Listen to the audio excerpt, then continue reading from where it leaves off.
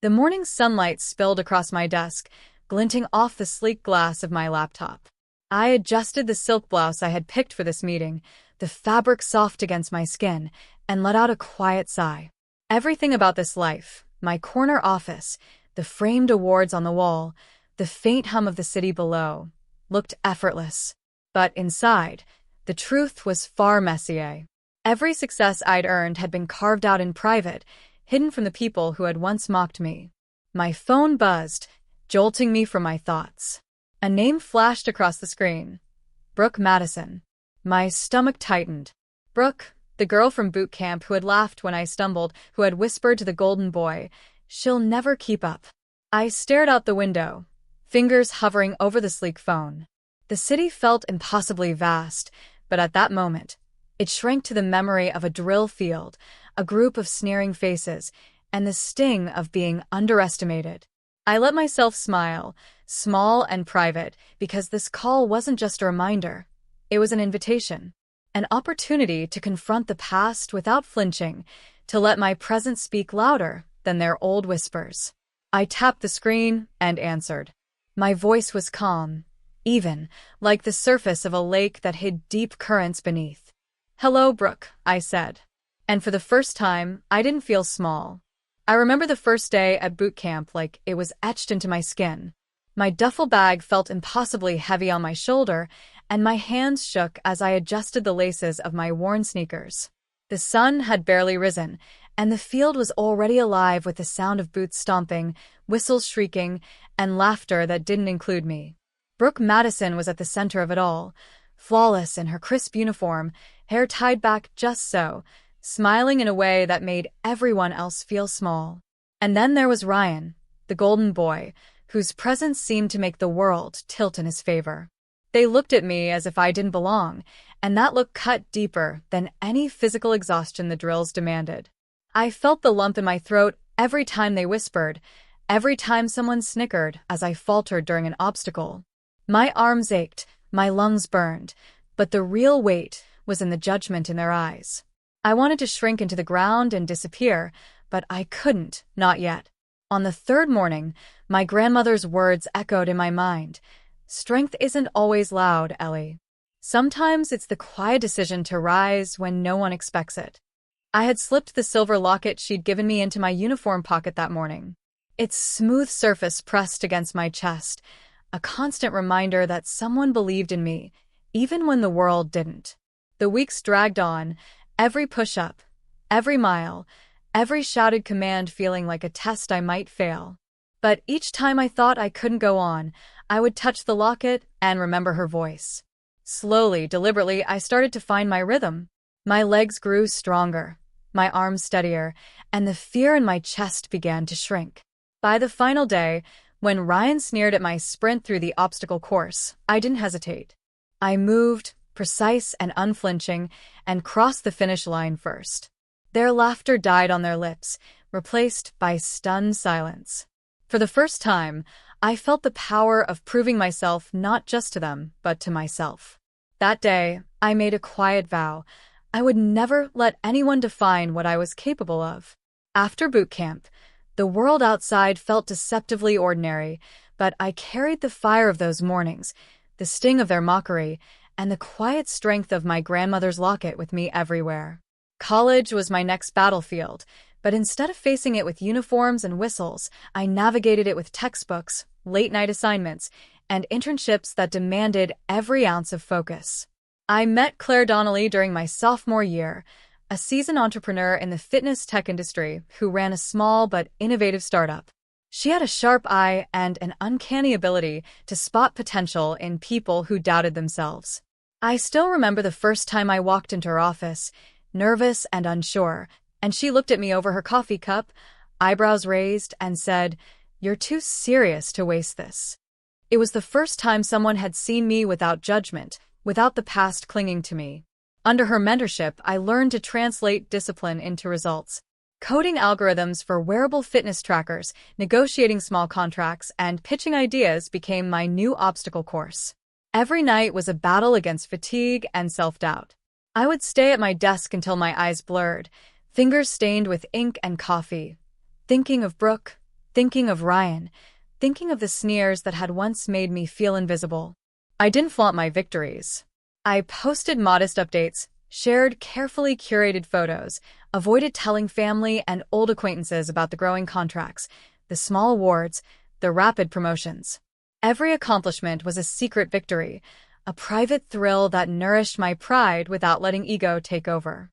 There were setbacks, of course.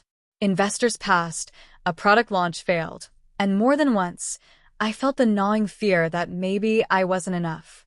But the locket stayed against my chest, and Claire's voice reminded me, strength is measured in persistence, not applause. Slowly, months turned into years, and small wins stacked into larger ones.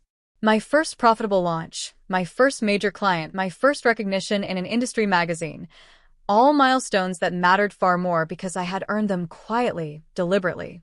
By the time I turned 26, I had established a small but rapidly growing company of my own, specializing in wellness technology. The office was sleek, minimalist, but every corner bore a trace of the journey. The worn locket now framed on a shelf, notes from Claire pinned above my desk, certificates quietly displayed to remind me of how far I'd come. No one from my old life knew the extent of my success. They assumed I had stumbled, maybe settled, maybe failed. And I let them, because the sweetest victories were the ones they would never see coming. I hadn't expected to see them, not really. Yet there they were, Brooke and Ryan, standing awkwardly in the lobby of my office building, their faces frozen somewhere between curiosity and disbelief. Brooke still had that confident smile plastered on, though it looked a little forced now, and Ryan's golden boy ease faltered under my calm gaze. I met them in the reception area, letting the automatic doors click shut behind them. My heels tapped lightly against the polished marble floor as I walked toward them, holding myself with the same composure I had cultivated through years of proving myself. My silk blouse rustled softly, and I noticed the faint scent of my lavender perfume wafted in the air, a subtle assertion of my presence.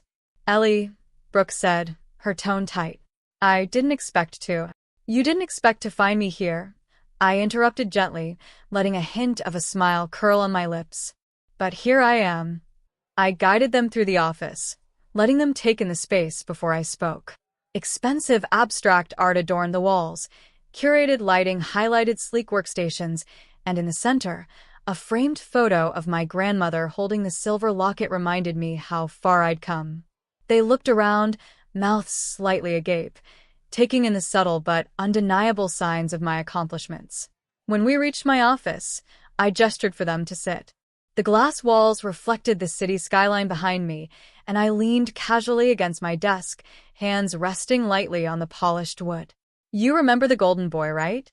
I asked, my tone light but measured. "Ryan." He nodded, shifting uncomfortably in his seat. "Well," I continued, "he's not the only one who can run laps and lift weights." But I took that energy and pushed it somewhere they couldn't mock me. I built something. And I didn't just survive, I thrived. I opened my laptop and turned it toward them, displaying the company metrics, recent press features, and the contracts with Fortune 500 clients. Their eyes widened as the numbers sank in, the revenue, the growth, the market recognition. Brooke's hand flew to her mouth. I didn't realize." "I know," I said softly, letting the pause stretch, giving them time to absorb it. "You never saw me coming, did you? And that's okay. I didn't do this for you. I did it for me." Ryan swallowed hard. "Ellie, this is incredible." I mean, I let the words hang. This was my moment, my stage, and I would let them feel the quiet power of someone they once underestimated. The golden boy, the queen bee, they were frozen, watching the woman they had mocked dominate a world they hadn't even imagined she could reach. Finally, I leaned back, tapping the silver locket pinned above my desk. "Remember this? Strength isn't always loud. Sometimes it's quiet, deliberate, unstoppable." My voice softened, but the authority never left it. "I didn't break a sweat, literally or figuratively, to show you. I just did what I knew I could. And now you're here, seeing it firsthand." They stared, pale, speechless. For the first time, they weren't the ones in control. The roles had shifted. The mockery, the judgment, the underestimation, it all belonged to the past. I held the present in my hands. The room was silent for a few heartbeats, the weight of their astonishment hanging between us like an invisible barrier. For years, they had believed they held the upper hand, that my failures, or at least my struggles, were inevitable. Now, the truth was undeniable. I had the control. I could choose how this interaction would end. I let them squirm for a moment, watching as disbelief shifted to reflection and, finally, to a flicker of humility. Then I spoke, my voice calm but firm. Here's the thing. I'm willing to let some of you back into my life, but on my terms. Brooke's eyebrows shot up. Terms? Yes, I said, leaning slightly forward, letting my fingers graze the polished edge of my desk. First, no more underestimating anyone, not me, not anyone else. You've spent years thinking the world bends to your advantage, but it doesn't. Respect is earned, not assumed. Ryan opened his mouth, but I held up a hand. Second, stop defining yourself by your past victories. You've been living off golden boy status for too long. Challenge yourself. Take risks. Fail. Learn. Grow. That's the only way you'll ever understand what real accomplishment feels like. I paused, letting each word sink in. Third, if you want a place in my world, you contribute. You don't co-opt, you create. You don't take, you earn. I built everything I have without leaning on the people who doubted me, and I expect the same if you're stepping into my space now. Brooke shifted in her seat, eyes flicking to Ryan, who nodded slightly. And if we don't, he asked quietly. Then we don't, I said simply. I'll continue building, thriving, and succeeding. You'll watch, as you always did, but this time, silently. No whining, no excuses, no mockery. Just observation. I leaned back, letting the power of my words settle over them. This wasn't about revenge. I wasn't here to humiliate. I was here to set boundaries and create conditions that demanded growth, reflection, and respect. Compassion and firmness can coexist, and in this room, that balance was mine. Their silence turned thoughtful. Brooke's lips pressed into a tight line. Ryan's shoulders slumped in contemplation. They had been handed a choice: continue clinging to past arrogance or step into a new understanding. And for the first time, I realized how satisfying it was not just to succeed, but to guide others towards self-awareness, even if they had once been my tormentors. I smiled faintly, brushing a strand of hair behind my ear. I don't expect perfection. I don't expect gratitude. I do expect effort. And when you show it, you'll find a different kind of respect, one that isn't given freely, but earned. For the first time, the room felt balanced. Not because they had apologized, not because they were groveling, but because the rules had shifted. I held the power, and I was using it with precision, intelligence, and yes, a touch of grace. The golden boy and the queen bee had met their match, and it wasn't about beating them. It was about defining my terms. Weeks passed, and the tension that had filled the room that day gradually softened into a cautious, mutual understanding. Brooke and Ryan weren't transformed overnight, but I watched as they began to adjust, taking the first tentative steps toward the growth I had demanded. Brooke enrolled in a challenging leadership course, pushing herself beyond the comfort zone that had once made her feel invincible. Ryan started mentoring younger colleagues, learning to value effort over accolades. I observed from a distance, a quiet satisfaction swelling in my chest. This was not about dominance or revenge. It was about boundaries, about showing what true resilience and accomplishment looked like. I had lived through mockery and underestimation, and now I could witness the ripple effect of my own strength.